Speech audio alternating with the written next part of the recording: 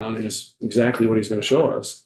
Good morning. Still a good morning. We're reopening back up here on Wednesday, February 26, 2025 in House Transportation.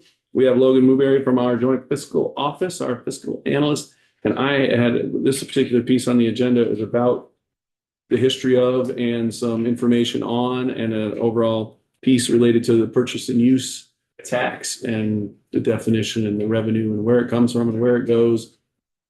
And with that, welcome back to committee and we'll turn it all over to you. Great. I believe we'll take questions and discussion at any point through this portion. Please, yeah. So for the record, Logan Muberry from the Joint Fiscal Office. I will join and show my presentation.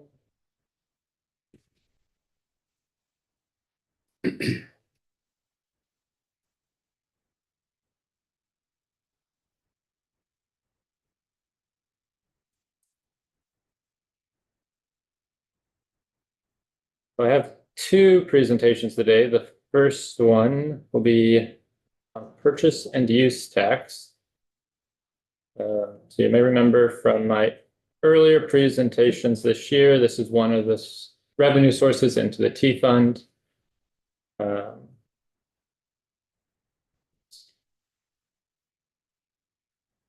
we go. Great. I guess before starting this discussion, just want to make this point clear again. I said this last time, Joint Fiscal Office is a nonpartisan office. This information is purely information. There's no sort of policy suggestions or recommendations within this. It's just so for you all to have an understanding of the situation and make decisions based off this. So brief outline, we'll do a purchase and use overview, what it is, where it goes, period of purchase and use tax. So when we start collecting it and how has it changed over time. Then we'll look at the T fund and ed fund allocations. And then I have a couple sort of options if there's been discussion about maybe changing purchase and use allocation. So a few options that the committee could think about if they wanted to continue on that discussion. And then, as always, questions at the end or whenever that come up. Purchase and use, as we probably know at this point, is a 6% tax on the value of a motor vehicle purchase and a 9% tax on the rental charges for short-term rental vehicles. That's how we get the total. And then the transportation fund receives 2/3 of it, of purchase and use revenue currently, and then the ed fund gets the other third. So you can see there, this is sort of a breakdown of the purchase and use total, and then I have the T fund allocation and the ed fund allocation in FY26. It'll be a total of 157.5 million, with 105 going to the T fund and 52.5 going to the ed fund.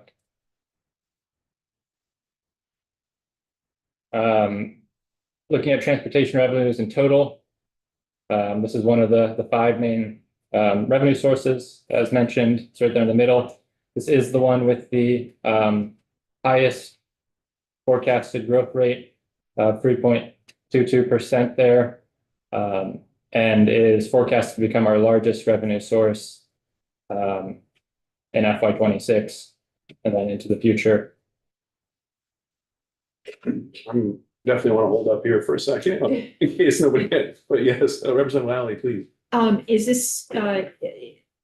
this for I've just compared to, is it, obviously we know this in our transportation sector, but how about relative to the other parts of the budget? As far as like the ed fund, you mean? Well, just as a revenue generator for all state, So this globally in the state. The general fund. The general, Some- yes, yeah. Yeah. So this revenue source only goes to the T fund or the ed fund. In the T fund, it makes up a decent portion of our revenue. In the ed fund, it's $52 million in FY22 of a much larger, I don't know what their budget is, over $1 billion, I think. So it's a much smaller percentage. I don't have the specific breakdowns of all the revenue sources that go into the ed fund. I know there are some like the purchase and use and sales tax and stuff like that that sort of go in there. And then you have property taxes that make up the largest portion of that. But to the actual percentage that it makes up, I'm not quite sure. But relative to property tax, though, I mean, I'm just trying to, like, the dynamism of these. Yeah, relatively, well, for the property tax, it's a small share of the ed fund's total. Relative to the other sort of revenue streams outside of the property tax. I don't think it's the largest, but it's not the smallest either, and I don't have the exact numbers on what makes up that portion. I could find those for you, but But it's robust. yeah. Okay. Representative House? Yeah, thanks. So as we look at the overall need for transportation funds, and we know we're approaching a deficit, or you might say we're in it already, but you know, just a note on this purchase and use tax. One, it is adjusted for inflation because, you know, the things that are being taxed, the prices are going up. So this is one of our funding sources that is adjusted, you could say, for inflation, unlike, let's say, the DMV fees are not. So over time, they'll produce less as a piece of the pie. I think the other piece about the purchase and use tax, I'm sort of saying why it appears to be a good way to raise funds, is it also has some progressive pieces to it. You buy $100,000 car, you're gonna pay that much more in tax. You buy $8,000 used car, you're gonna still pay 6%, but it's on that. So, you know, overall, this is, I would say, a foundation of all of our transportation funding with that, and particularly with that built-in adjustment. And they're also, I'm not aware of any, there may be a couple of like carve-outs, and, you know, that electric vehicles pay them just like gas vehicles, trucks pay them just like, so there's no like, you know, exceptions to it, which makes it another, you know, fair, I'll say, in my opinion, tax. Sure. And I will just make note, the only sort of exception is that there is a cap on larger trucks over, I'm forgetting the weight limit, but they pay a cap of 2,000 and some dollars. So like on your semi trucks aren't paying 6% on a $300,000 vehicle, they're paying 6% up to this cap. So that is the one part, but most vehicles across the board pay the 6%. And to Representative's points, as vehicles become more expensive, as prices go up, the 6% will continue to go up too. So proportional to the value of the vehicle. Logan, on the I'm sorry, on the purchase and use, that's the transportation portion from the previous slide. Okay. On the DMV fees, draw me the line of where the increase that was passed in last year, 2 years ago, 2 years ago. Where did it start? Did it start right on a fiscal year even, or did it start halfway through that? I believe it started, I believe you would have seen the shift from fiscal year 24 to 25. It started on the 1st of July, 2024, 20. Yes, I believe. Or maybe it's January. I don't remember, I guess. I'd have to go back and look. I guess what I'm looking at is just right this minute, my question goes to the next spot is, if it went up, was it 20%? Yeah, almost 20%. Where's is that because of the 2 years on renewals on registry? 87 up to the 105, is that the 20%? Or 103, I'm sorry, 87.5 up to 103.6, is that the percent? So I took 2 years to see it. I'm guessing, and I would have to go back and look, but I do believe that the fees went into place January 1 of 2025, or 2024, sorry. So these are fiscal years, right? It would be a little Right, that's what broken out. So that might be a portion of it, but I would have to go back and look in the actual numbers to see how the revenues came in month over month and see what that actually My is. apologies to ask a question that's not on the part that I asked you to put together, so. No worries. But this chart right here for me, I guess I'm feeling like a few minutes of really understanding what we've had. And I'm not sure if the members think we need another like 2022 behind it to start seeing a little more of where we came from, but. And I have, if you want to see the sheet in large, I think it goes back to 2020 maybe. And then I could present this at future time if that'd be of interest to the committee.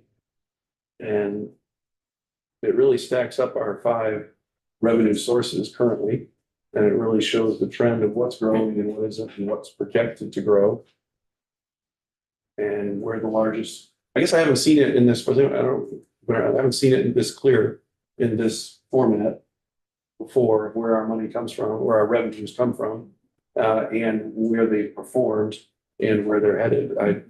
I'm particularly, I didn't preview this, I find this particularly valuable in terms of really making the case of what we have and where we're at.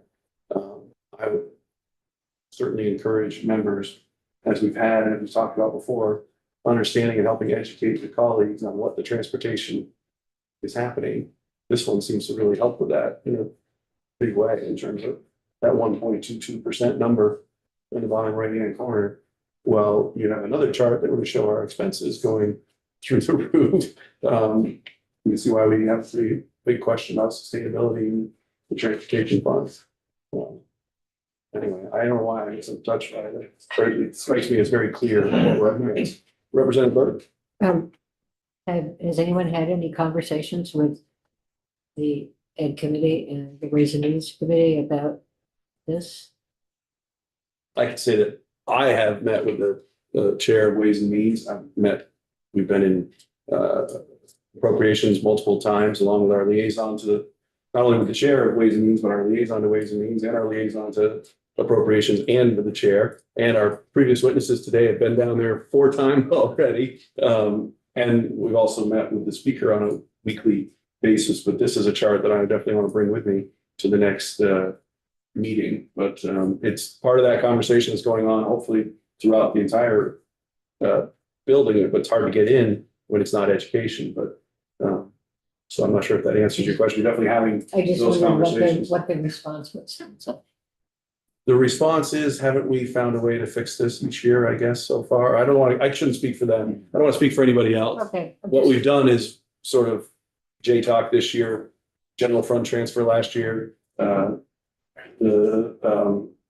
ARPA money the year before. I can't speak to every one of them. J-Talk going forward. With J-Talk going forward, we're talking Yeah, about trying to that's- keep. yeah. That's not guaranteed every year. That's not a setup now. That's a 1 year. Some people do that as a 1 year fix versus a potential solution, but you can see we're planning on building it in the budget next year, or it sounds like from the previous testimony.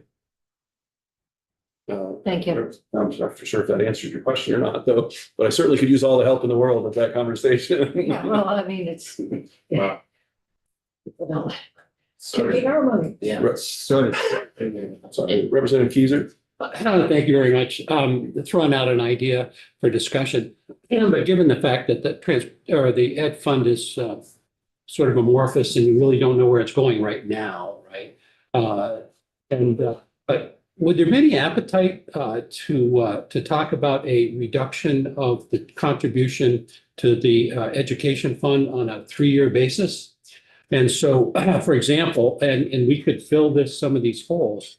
If this year we said that it was going to be 30%, we'd gather $8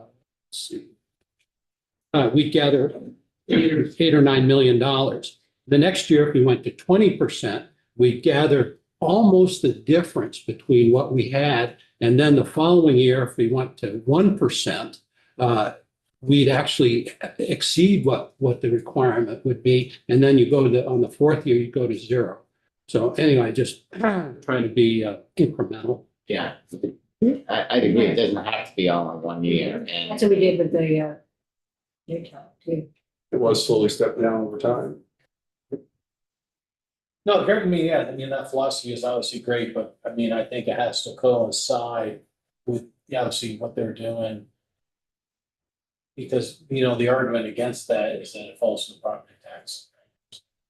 So, but if we can build it in, once they come to a number of this is what it's gonna save.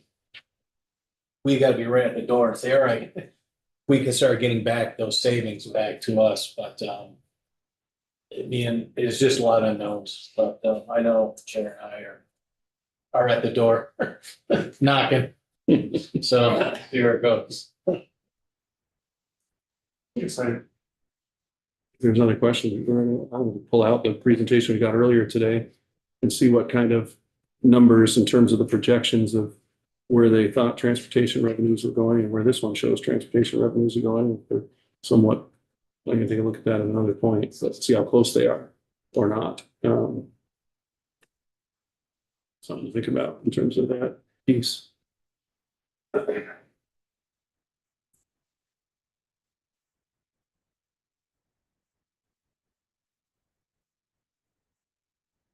Policy decisions, I'm not sure if I had a question or not. I just looking at, as I brainstorm out loud, when you make policy decisions to drive more fuel efficient vehicles and to increase the amount of electric vehicles, it has implications, and it's interesting to watch that policy happen. And now we have a scenario where we make a policy decision to help another area of the state government.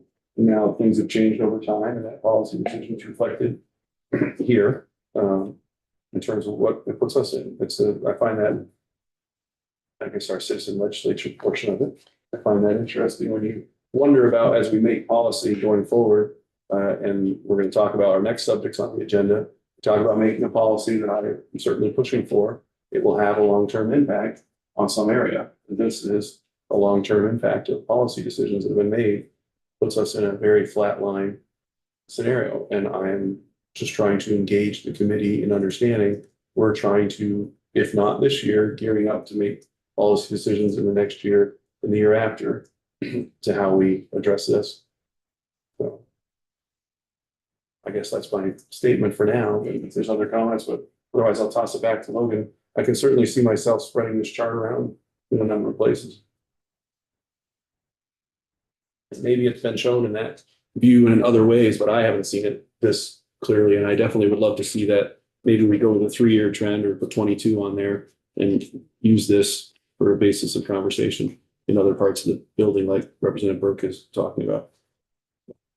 Let's go ahead to the next. The next slide is a brief history on the purchase and use tax. This doesn't include all of the changes, but this is a lot of the more significant ones. So 1960, when it was first created at a rate of 2%, they had a maximum amount that could be charged of $150.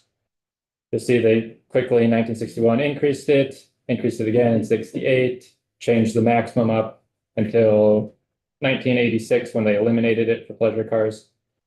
1991, they raised it from 4 to 5, but you see for a few years there that the rate was always set to revert back to 4 every year, and they kind of just pushed it out until 96. Then in 97 is the big change as part of Act 60. That's the one that created the Ed Fund. So it increases the rate to 6%.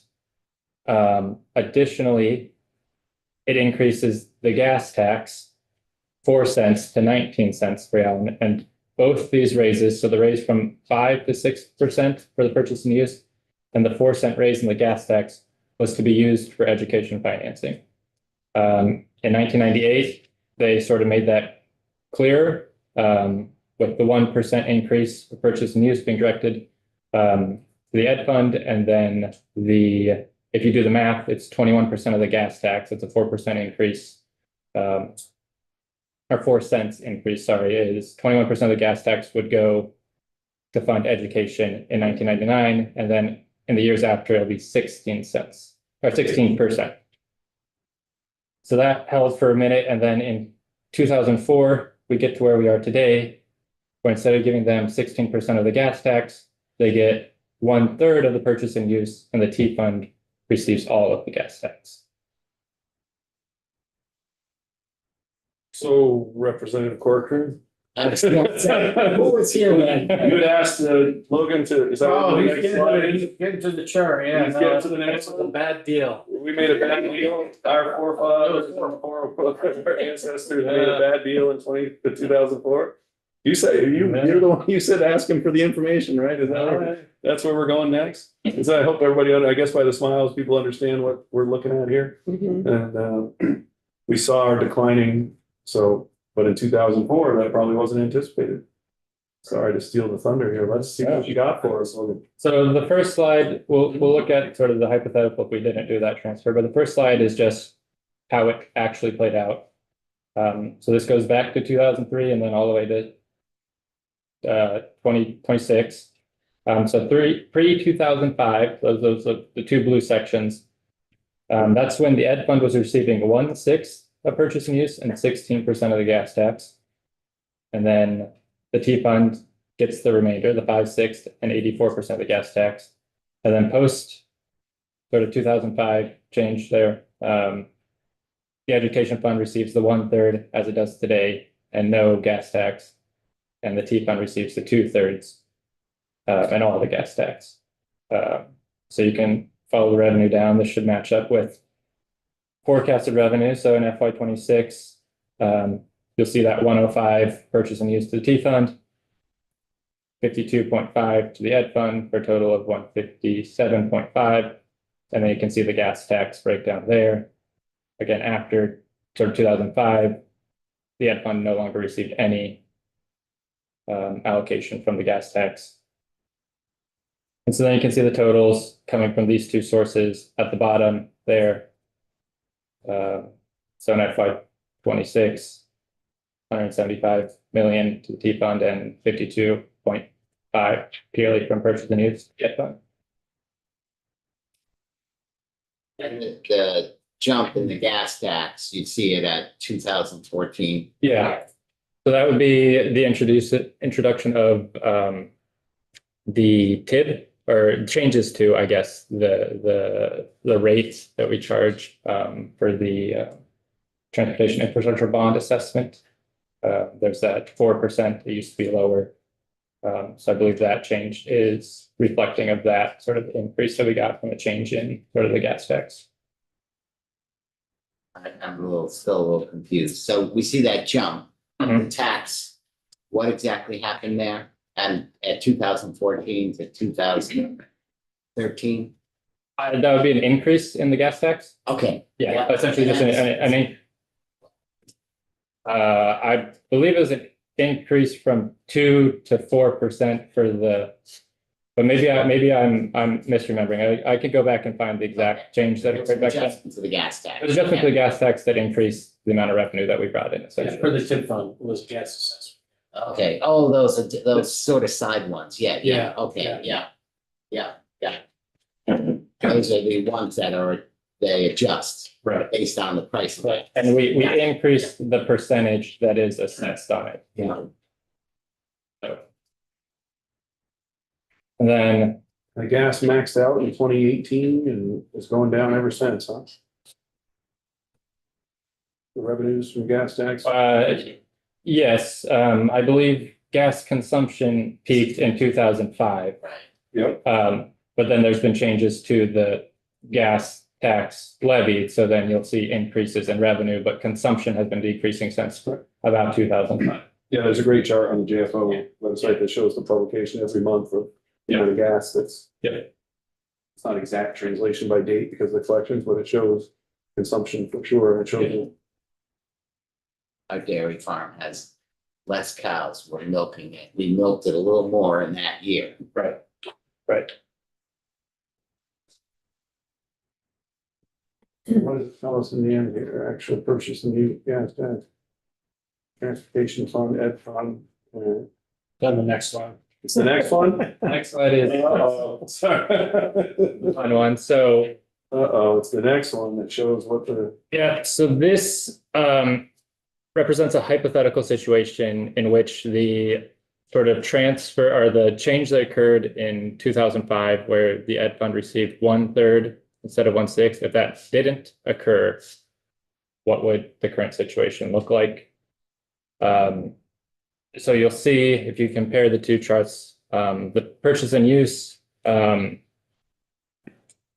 Fund is getting half of what they would, or half of what they actually get. And then when you go to the gas tax, you see they're receiving 16% on their line there. The totals then in comparison, you see the T Fund would be up compared to what actually occurred. And then the section at the very bottom sort of gives the difference between actual and this scenario. So in the end, FY 26, the T fund is down about 14.9, we'll call it 15 million, compared to what it could have received in this hypothetical had that transfer not occurred 22 years ago. So if you total all those up, it's about $138.3 million for an average of 6.3 per year. And it's growing. And it's would be growing as purchase and use grows. The difference continues. Yes, Widen. yes. Representative Pouch? Yeah, and although we can't require spilt milk, right, what's happened. Well, that's what we're. Wait a minute, right this minute.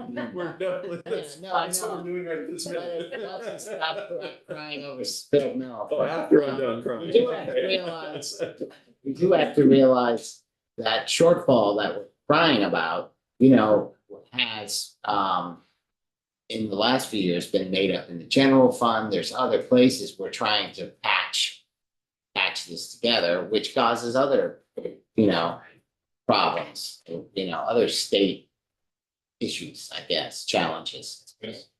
The funds have to come from somewhere. Yeah. Representative Lally, yes. Yeah, I just wanted to say, as I think that somebody made the point last week, which is that our just because the ability to maintain some of this infrastructure goes away, our liability does not go away, right? So I think this is incredibly helpful, and I'd like to dig in deeper. Like, what is what does a hypothetical of how much infrastructure we're not upgrading, and like to take it a step further, how does that tie into things like our housing crisis? If you consider that an undersized culvert can contribute to flooding in communities, we saw this happen all over the place, and then that makes a certain amount of housing, particularly housing that people can afford, uninhabitable, so we need to look at this stuff holistically. And I think this is, very, very helpful. And I'd love to see more of an understanding of what the trade-offs are, what we're leaving on the table. Let's put it that way. And that would be something directed back to where Jeremy was coming in, or perhaps or not, I guess, understanding what you're Sure. talking about, what work we did or did not get done over this time frame, or Well, for I'm not sure example, who would be able to even speak to that, but I find it interesting. yeah, there was that whole category, Mr. Chair, of, culverts that need to be upsized into bridges, that there is no funding source for. I mean, it's been identified as a challenge and a problem that we need to solve, but, crickets on what we can do about it, right? When I just broke one of my own main rules. So I'm sorry about that. I probably shouldn't have done that. So I've got to go this way. I can't go this way. My bad. Sorry. I should redirect my question to our fiscal analyst. How much longer do I get to cry over this full milk? So it's a couple more minutes and then we'll figure out what do we do about it. That's why the whole conversation that we've been trying to drive all time is these bigger two pieces as we push the T-bill through, recognizing the revenue and the impact issues has been what we talked about as overall structure for the committee is we have to push the T-bill through, but we have to understand our T-bill dollars and where they're going and what that impact is and how we're going to fix it. So please, back to you. All right, so Fix it. Representative Keiser beat me to the punch on some of these, but as part of this discussion, I was asked to present a couple options for the committee to just think about if there were the desire to think about changing the allocations as it currently exists. I just did 4. There are a bunch of ways you could do this. It'll largely be up to the committee to sort of figure out what works best and how they want to proceed. But the 4 I did here are simply reverting to that pre-2005 sort of change or a variation of it, right? So taking a portion of the gas tax and giving it to the ed fund in exchange for a portion of the purchase and use back. Two, you could get rid of the purchase and use going to the ed fund altogether. Sounds pretty simple. Three, you could send a lower allocation to the ed fund, so not 1/3, you could change that, or you could cap the amount. So say the ed fund gets 1/3 up to $50 million or whatever the number is, and then the rest goes to the T fund. And then I just want to make note, as was mentioned earlier, that any reduction to the ed fund or any change to this that would accompany a reduction to the ed fund, absent of some other revenue coming in or cost decreasing, would likely increase property tax rates. So there is no free money in these situations, right? It all has to come from somewhere in the end. We can just go through these a little bit here, just give you something to think about. So the reversion to the pre-2005 allocation, that goes back to the 1/6 purchase and use to the ed fund. And for this, I did 16% gas tax. Again, these could be changed in many different ways. So as we saw on that last slide, the ed fund would decrease by about $14.9 million in FY 26, and the T fund would increase by $14.9 million. Second option, we removed it all together. So I was saying ed fund gets 0%, T fund gets it all. That'd be a $52.5 million shift between those two funds. So ed fund would be down 52.5, T fund would be up. You can also lower the amount that the ed fund gets. So currently receives 1/3 or 33.34 or 333 repeating. There I just did some little math. For every 1% that you would want to decrease that, it'd be about a $1.6 million reduction in FY 26, or vice versa, a $1.6 million increase to the T fund. So there's just the math there. This could be 5%, 10%. And as was mentioned before, this could also be in some sort of stepped system where it's not all at once. It's reduction over time. However many years that is would be largely a policy decision. And then the last one is capping how much purchase and use goes to the education fund. So you could leave it at 1/3 goes, and then set an upper limit to say, I chose $50 million to make it easy. So they get 1/3, assuming revenues come in to at least $150 million every year, they'd get 1/3. Anything above $150 million would all 100% would go to the T fund. Or you could do it the other way. They would see 1/3 of the first $150 million. It sort of works out the same. And again, this cap could be set at whatever is decided, and then sort of what the T fund would get would be based on where that cap is set and how much additional revenue over the cap we gained. So those are sort of just like the four that first came to mind. Again, as I mentioned, these can be changed and worked, and you can do a lot of different constructs to continue on this path. If this is something that the community thinks is worth discussing, I'm happy to dive deeper into any one of these, if one of these is more prominent or not. But that is what I have. Representative Howe? Yeah, I should know this, and I probably look it up, but the purchase and use tax is obviously more than just automobiles. There's other things that get taxed. Sure. And those funds, is there a percentage of those funds that go to the ed fund So it's all in the same bucket? bucket. So 1/3 of all purchase and use tax goes to the ed fund, and Right. 2/3 goes to the T fund, regardless of sort of the vehicle that is attributing to the person. So in a way, they've sort of set that expectation. Purchase and use tax, 1/3 for education. And we would be bucking that sort of, where we are today. Is that a question? You want to, are you all set Yes. for now? Is it? Oh, I just, Representative Wiley, are you putting it together a question? no, discussion, Colin? I just had an idea, but it's probably not the time for committee discussion idea. Well, certainly any time for any discussions in that direction. So I broke the rule, but I. Are you giving me permission to share my, You wanna? okay, so Well, what? let's hear it out, now we'll see if you're on order. Yeah, let's hear it first and then we'll say you're wrong. Okay, all right, sign me down. We have some, I'm not sure how much, so the time highway piece and time, we have plenty of time still right now, right? Or where we're going to. Yeah, no, I can, that one will be largely dependent on how much discussion there is, so. So it's built in the idea that we're with William for the rest of the morning, and the other piece that we're gonna hit is the information on the town highway that I asked him to bring on the T-bill pieces that I am suggesting a change to, so. So my idea is just, it is triggered by these options for changing the allocations. And I was kind of, this concept of, the money's got to come from someplace, being mindful of that. And we are in a very uncertain situation and many, many changes, people add all the things we know about. But one of the discussions that we've been, trying to insert ourselves into the ed reform discussion with the busing part of it, right? Where there is some awareness of, transportation as being a really important driver of how you, it sort of reinvent a future education system. And what are the potential efficiencies that might be derived from mingling transit and school busing, right?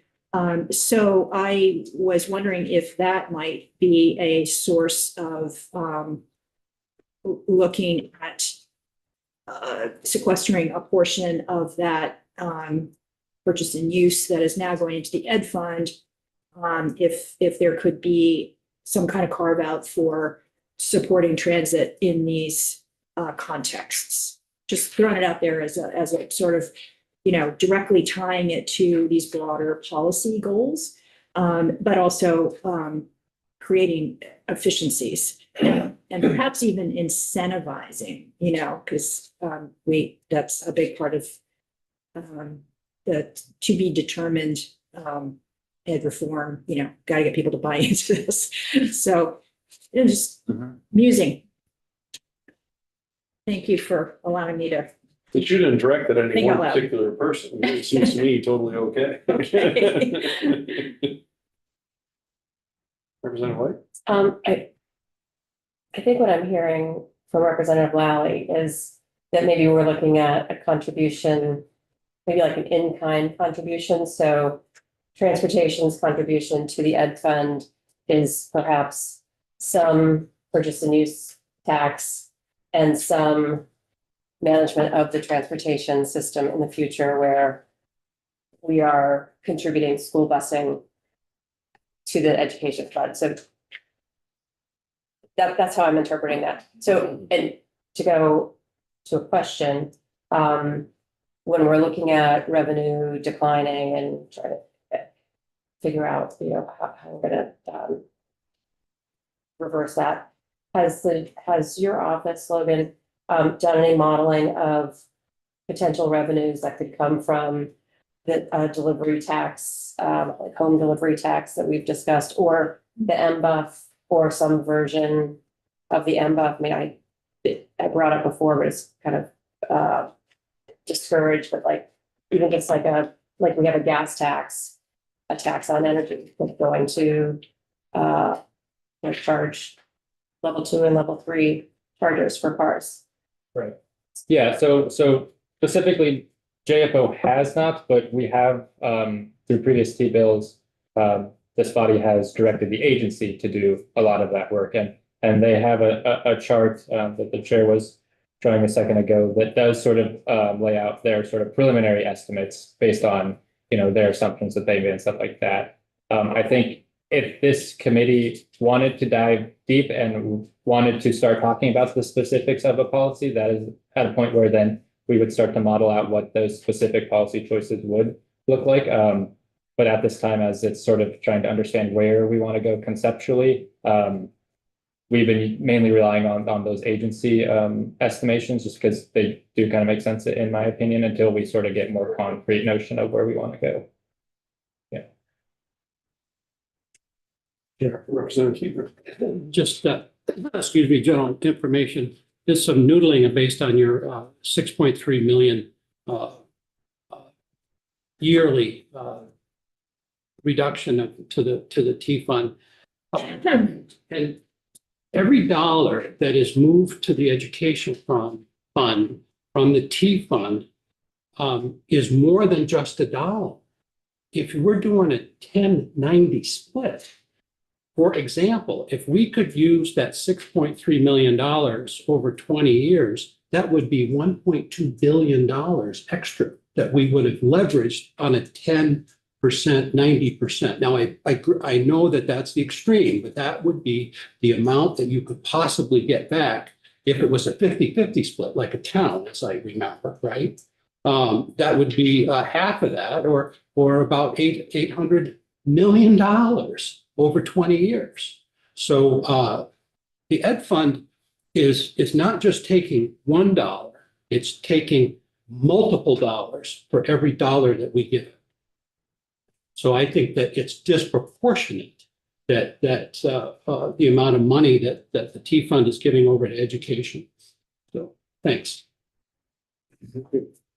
Representative Couch? And so I'll either add to it or sort of, we talked to and I had asked that exact question, I think, to Jeremy, is are we maximizing all of the federal money we can? And his answer was yes. So if the T Fund had another 50 million this year, would they be able to go out and get 50, 80% more than that? I'm not sure, but we know going into the future, if we don't have that matching funds, we will be losing that. So I'm not sure we would actually be able to grab all that, whether there's actually that much federal funds still out there. We're told no, that we're stripping the tree clean, but whether we are or not, that's important to consider. But going forward, we know that if we don't have enough transportation funding, then we will lose that matching fund. So we won't be able to magnify it, or so it's a very good point.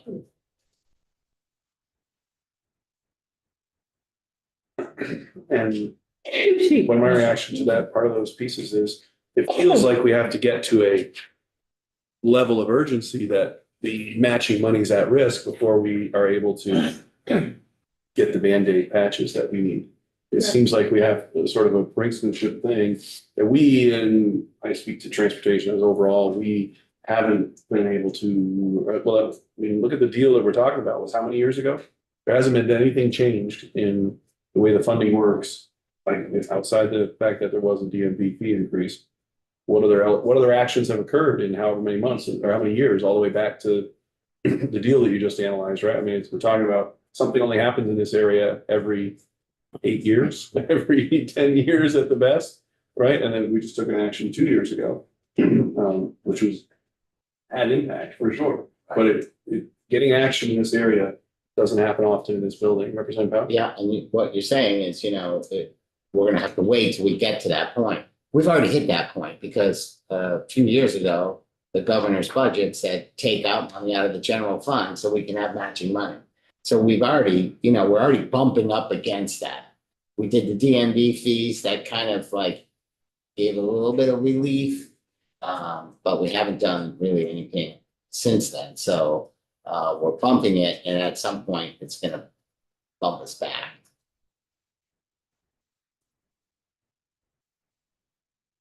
Anybody have anything else?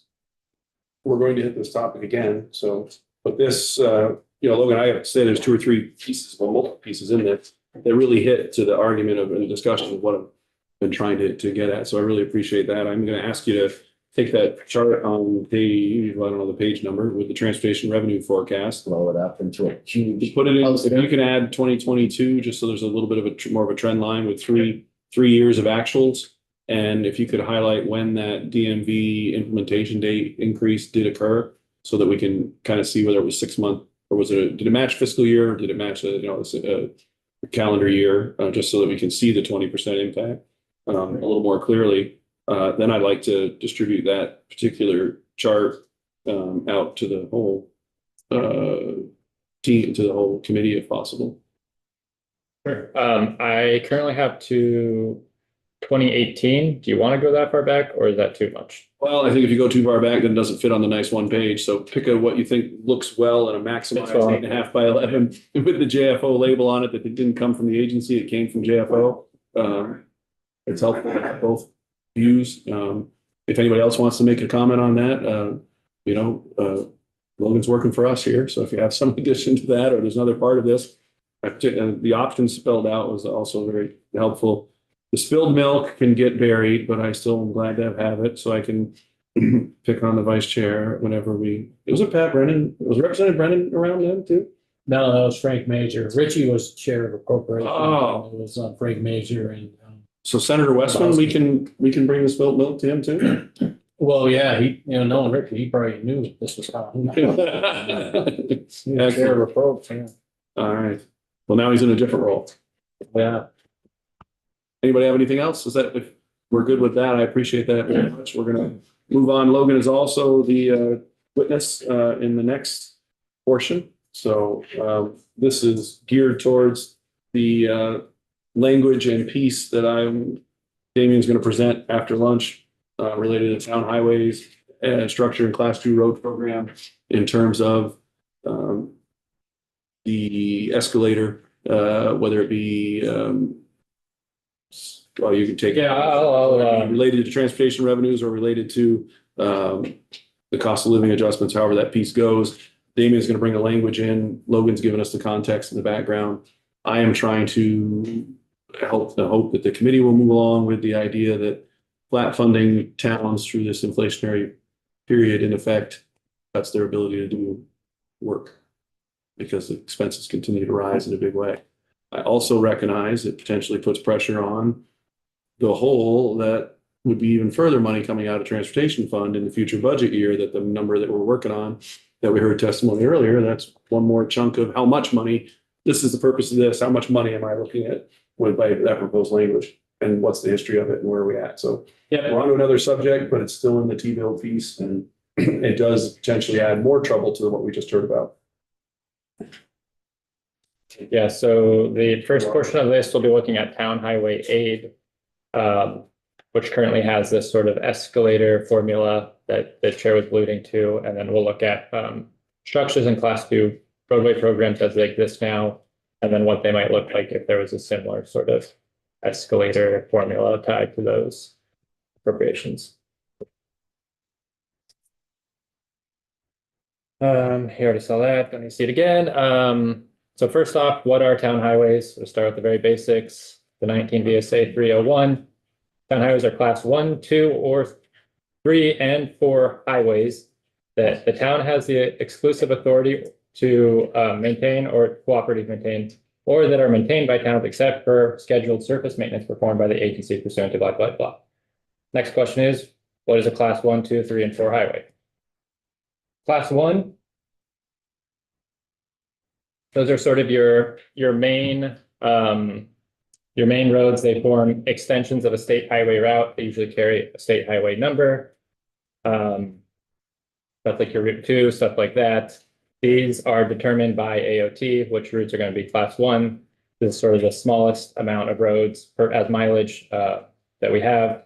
Class 2, this is going to be selected from the most important highways in each town.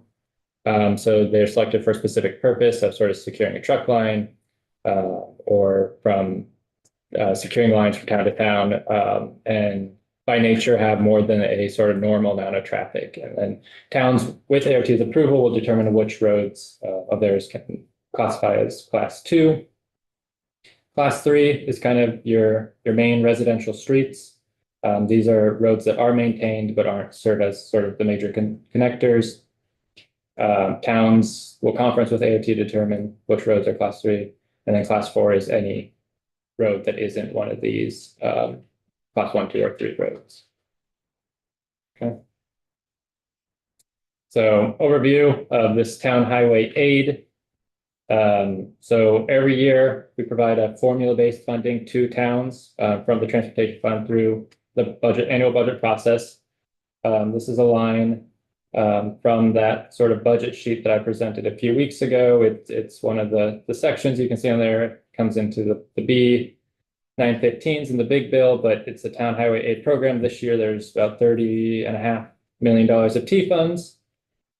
And so how these funds are given out is based on a town's mileage of class 1, class 2, and class 3 roadways. So I'll get into it a little bit in a section in a minute, but this fund is sort of broken out into buckets: class 1 bucket, class 2 bucket, class 3 bucket, and then those buckets are sent out to towns based on how many miles of each one of those roads they have.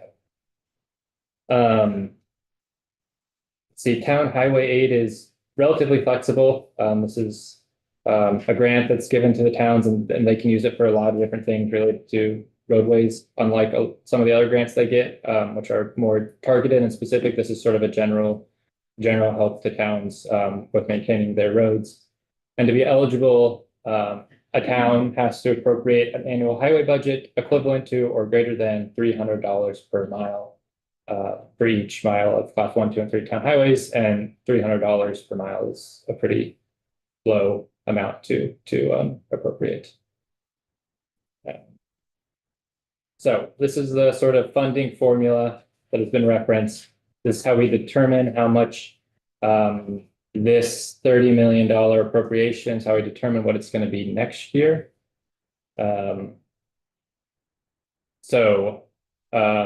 This is from statute. You can find it there if you're interested, but it essentially says that town highway aid appropriations shall increase over the previous fiscal year's appropriation by the same percentage as the following. So there's two things we have to sort of calculate. The year-over-year increase for the most recently closed fiscal year of AOT's total appropriations funded by transportation fund revenues, so excluding federal or local or anything like that, and then also excluding that year's appropriation for town highway aid. And I'll walk you through this in the next slide. Or we also look at the percentage of increase in the CPIU, which is inflation, for the most recently closed fiscal years. And then it says, if the year-over-year change in AOT T fund appropriations or the CPIU are negative, so if either one of those come in as, I guess it should say 0 or negative, then the appropriation is equal to what it was last year. So it doesn't decrease if there's a decrease in either inflation or AOT appropriations, but it also doesn't increase if it's negative, it just stays what it is. Okay. And then this is sort of the calculation for how we came up with the FY26 calculation. So we took the two previously closed years there on the left, FY23 and FY24. We have the AOT appropriations.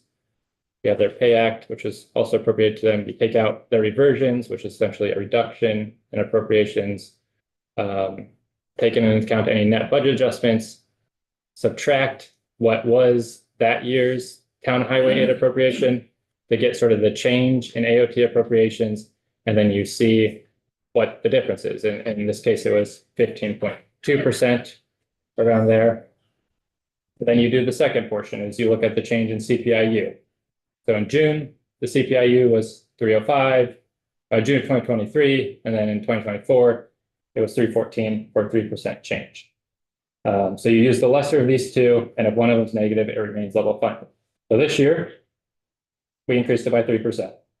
Right? The lesser of the two is the 3. So compared to last year, this 30 million is up 3%. And you can see that if you look at the sort of budget comparison chart I sent you, or I presented the other week, you'll see a 3% growth, or you should hopefully.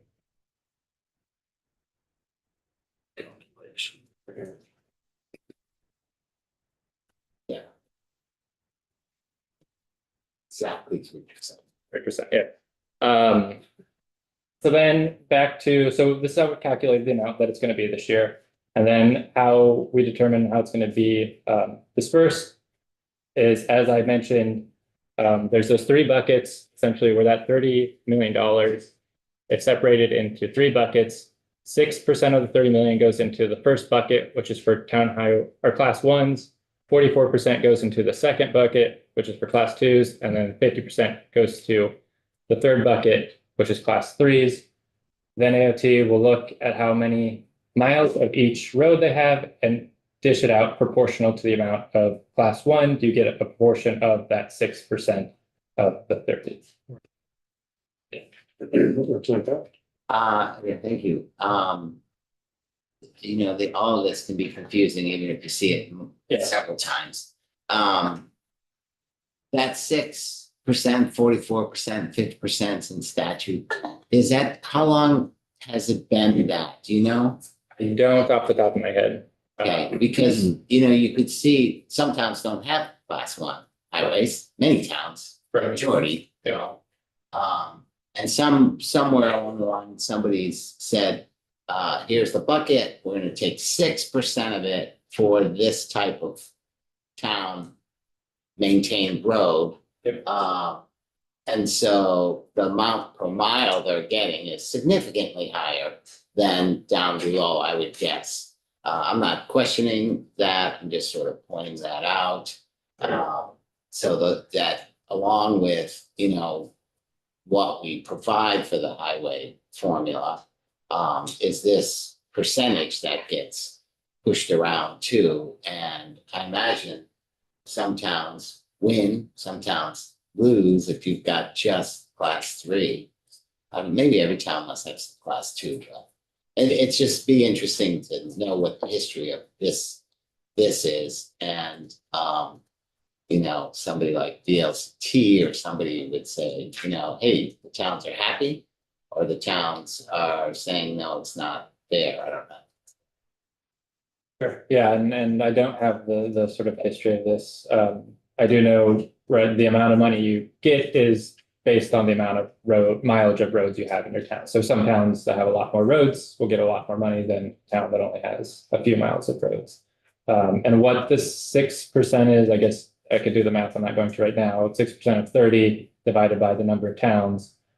You might see a sort of larger per mileage for class ones as far as the dollar amount. I will also say the agency has a, I guess, a database where they store all this, and you can go and look at your town and see how much class one it has and how much money was given or how much class two, and it will sort of lay all that out for you if you're interested to sort of see that breakdown. Well, I can just suggest that anecdotally, the amount that towns receive for class one is decidedly not sufficient, because many towns, my own town included, have decided that it's not worth taking on. So it seems like a kind of a missed opportunity to me. And another argument for figuring out how we can budge these numbers in some way. That's good. Yeah.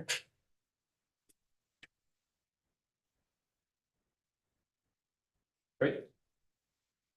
So here's a historic look at the town aid appropriations. You'll notice in the early years, and I can't tell you why, but they sort of not withstood this statutory formula funding and just kept it level funding for a decent number of years there. You also see during COVID there, 2021, 2022, there's some additional money put in. And then last year, there was also some additional money put in and a slight change, clarification mainly to how the formula was in statute. And then this sort of one-time appropriation was to correct it, if you will, to what it maybe should have been or what the committee thought it should have been last year.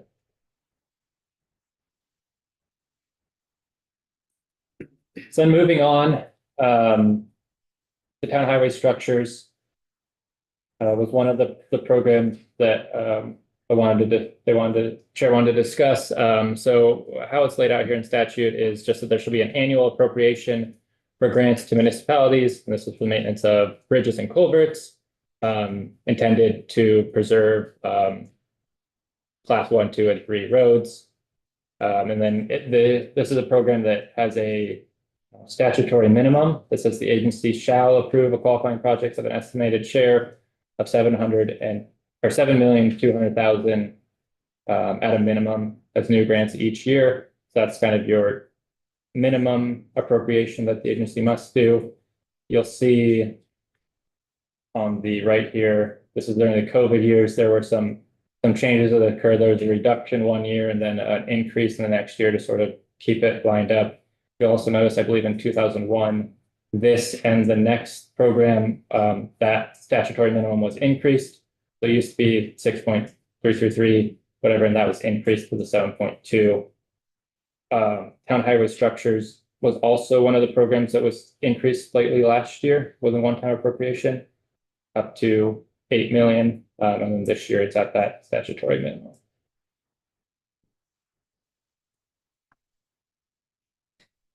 And then the last one is the town highway class 2 roadways. So this statute says there shall be an annual appropriation for municipalities for resurfacing, rehabilitation, and construction of paved or unpaved class 2 highways. And then it also lays out that each year there should be a minimum essentially appropriation of $8.6 million. You can notice a very similar trend to the last program in that there's some changes during COVID. And then there's an increase from 7.65 to 8.6. And for a few years there, it had been slightly above what this minimum was, I'm guessing due to projects in the queue or that had been funded. So there's a slight increase. And then this year it is 6 again. So all that to the point that both of these, so the town highway aid has that kind of complicated formula to determine how much it increases in a year, but there is a mechanism for increasing it. If there's additional appropriations or if inflation goes up, that is designed to sort of help keep that appropriation growing every year, unless, say, state appropriations are also stagnant, in which case that appropriation would be stagnant. These two programs, the town highway structure and class 2s, they don't. They just have this flat statutory requirement. And unless the legislative body increases it, it will just remain at the same. So there was a question of applying some sort of formula to have these grow every year. And so the two I kind of flagged here for discussion. And again, this is much like purchase and use can happen a lot of different ways. However, the committee sort of wants to. These are just two that I sort of flagged is A, mirroring that language that we already have for the town highway aid appropriation to determine it. So theoretically, I don't know what the future looks like to say what next year's increase will be, but this year would have been something like 3%, right? So just the calculations there, you can see about a 1% growth is $72,000 for structures and $86,000. So times that by 3, you can get what the new ones is. And then this would grow the same rate as the town highway aid, and then theoretically the same rate as inflation and or AOT appropriations. The other option is that you could tie it to T-fund revenue growth itself. But as we know and we've seen, T-fund revenue growth is barely over 1% most years. So if there was additional growth in the T-fund or additional revenue added, that might be a more appealing aspect. But as it stands now, you'd be looking at sort of the 1 to 1.5% growth rate based on forecasted numbers.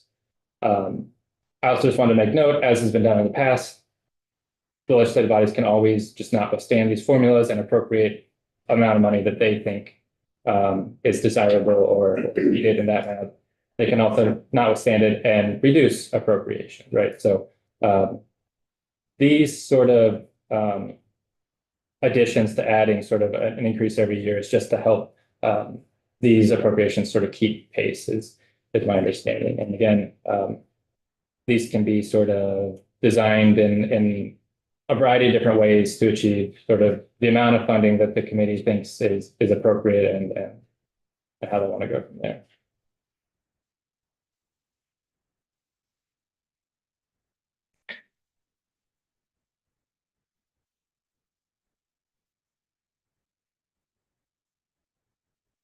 So I guess the question is, so it's on town highway structures, $216,000 would have been the impact for this year.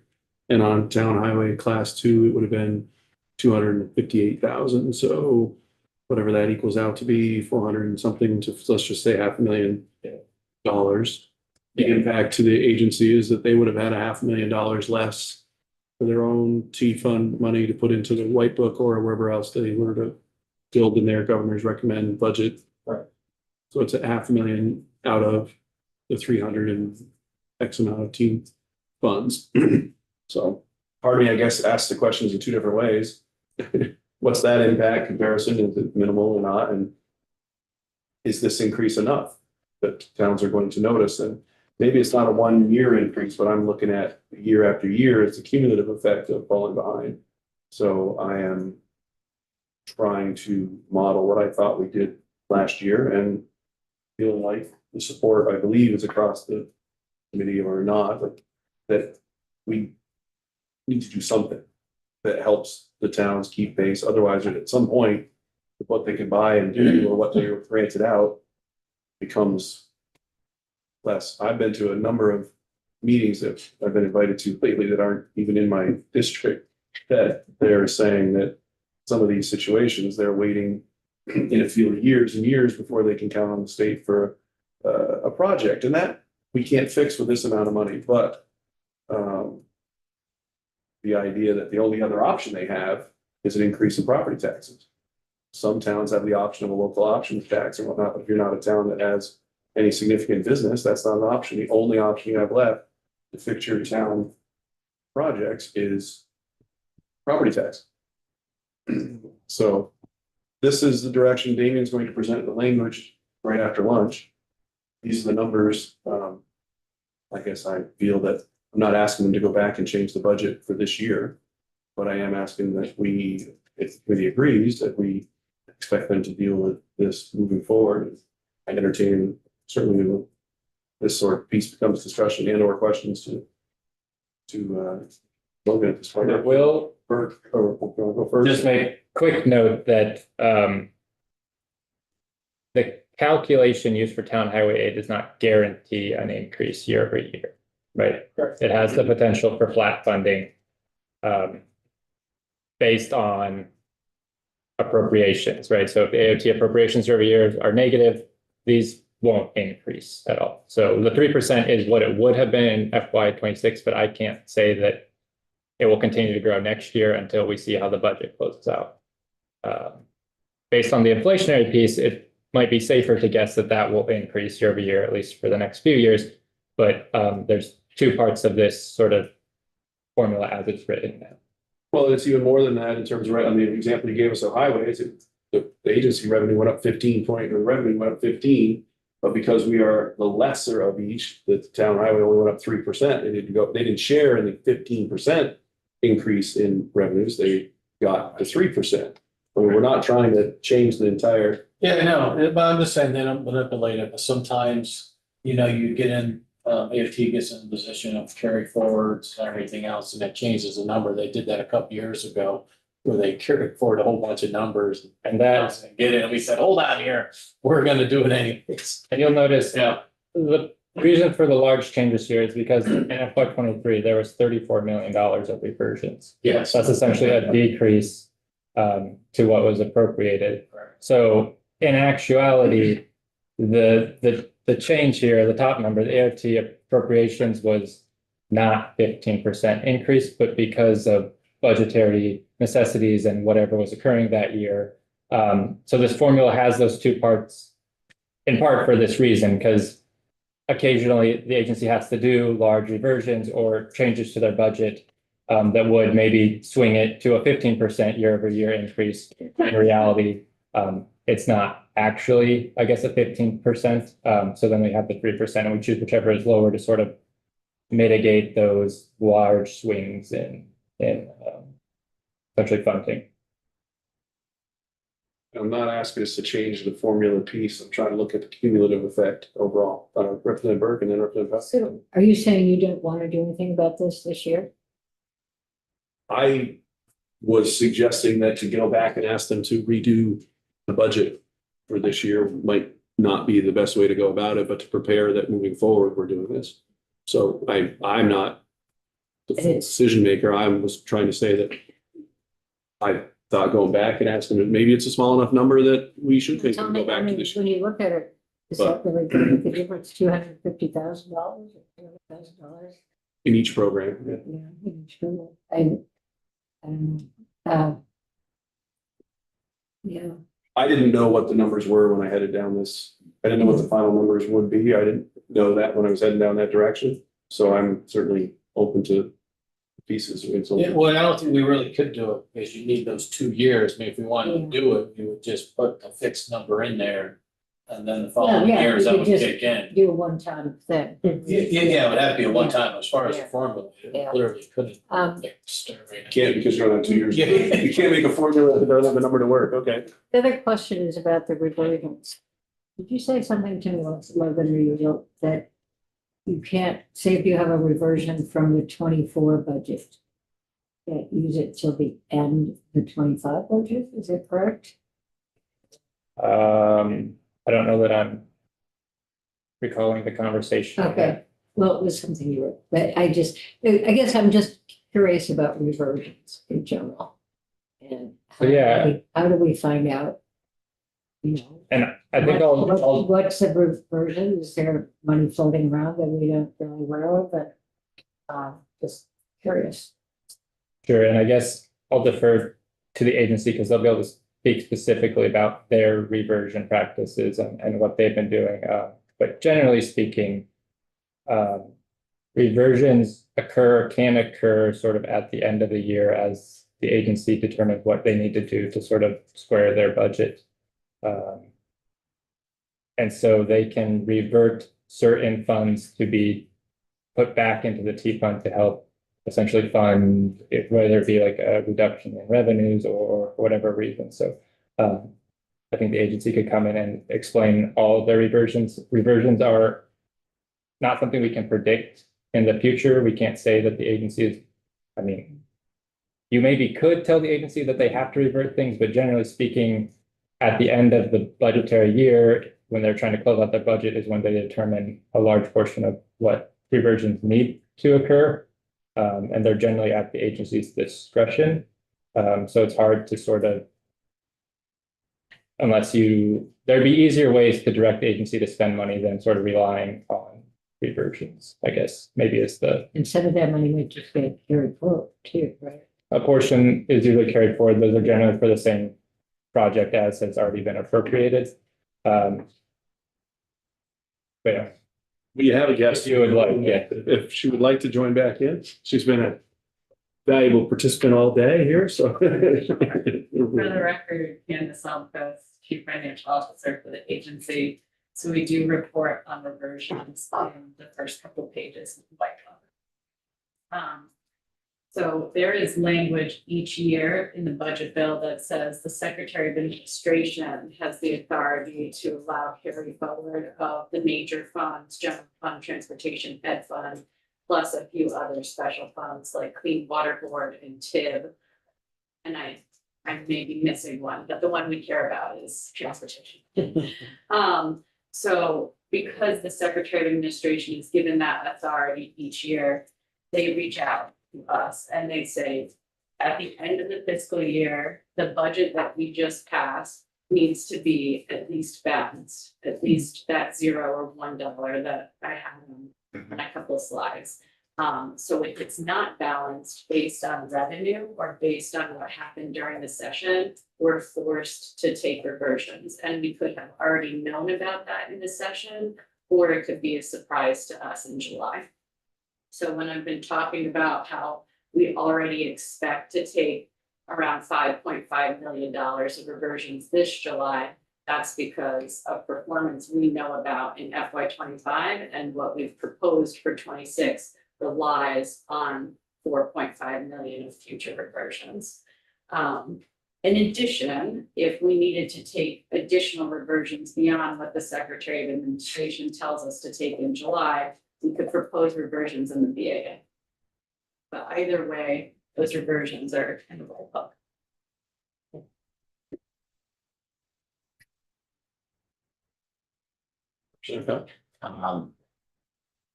can all get so confusing. Seems simple, but it's not.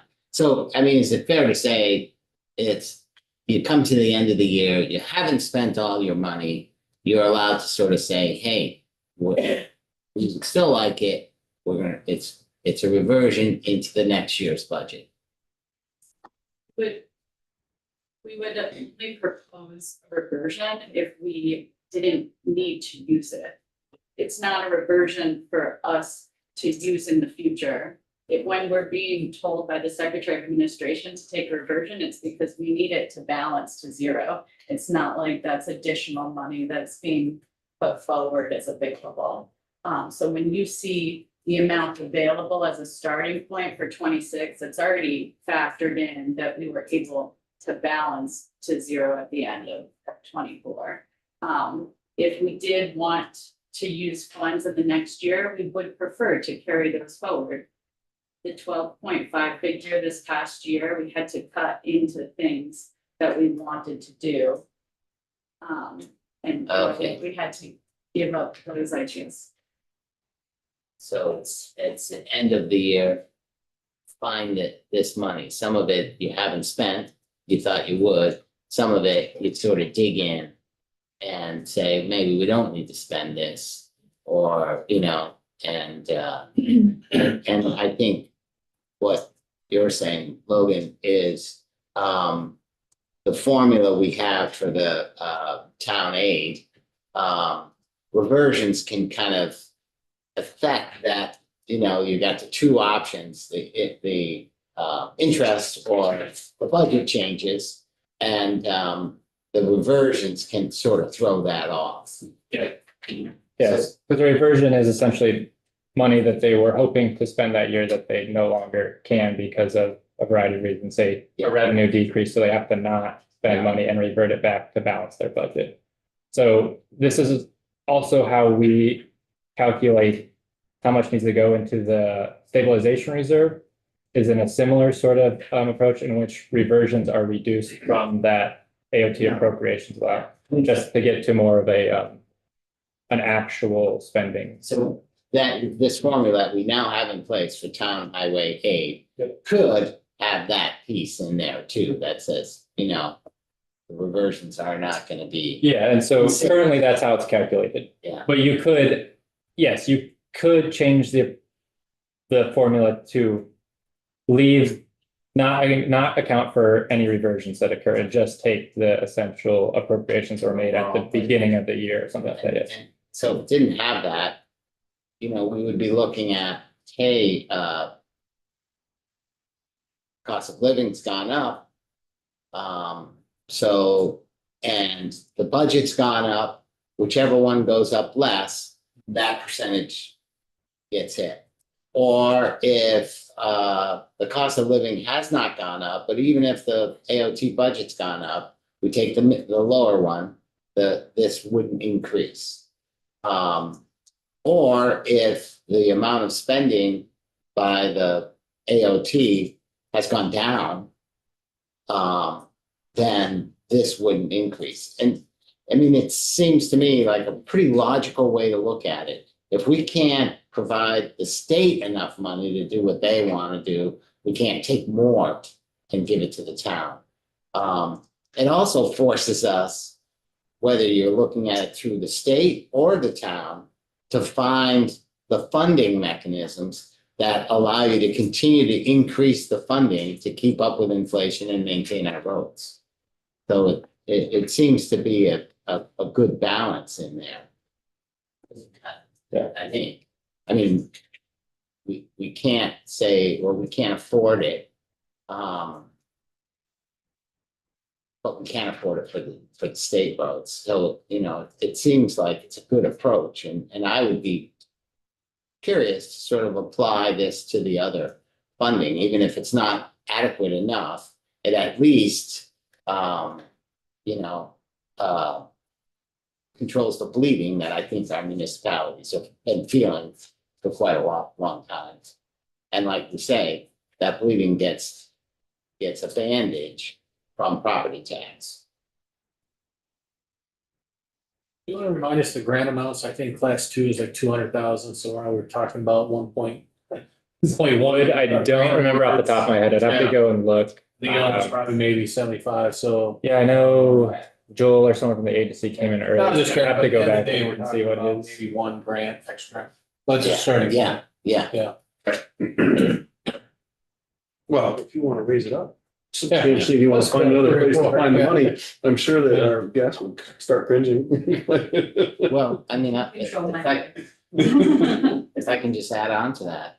I mean, and, I think this is just general funding that we need to not allow it to be decreased, because the difference got to be made up in either really bad town roads or increased property tax. But, what I've been saying, and I'll continue to, is the state has been and will continue to upgrade their infrastructure for climate resiliency.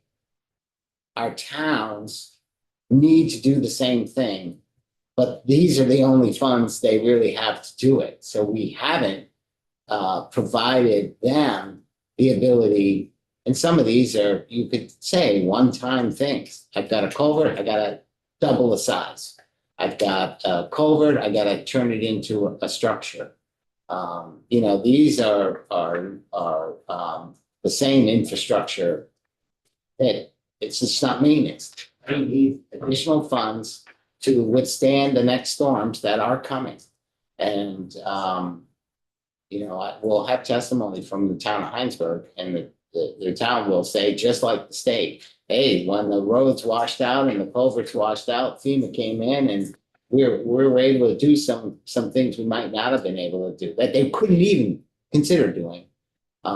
But I wouldn't want to rely on FEMA coming in every year, providing millions of dollars of funds that if we did the work up front, we wouldn't have that level of storm damage or disruption to our towns and state and revenues.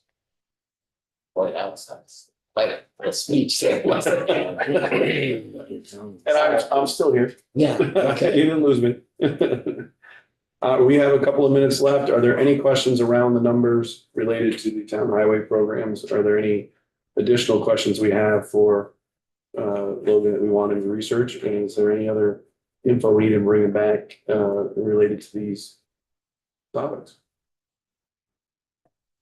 All righty. Logan, appreciate it, and appreciate the presentations both this morning, and I appreciate that Candace, you were here all morning, and thank you all very much. And we're back at 1 o'clock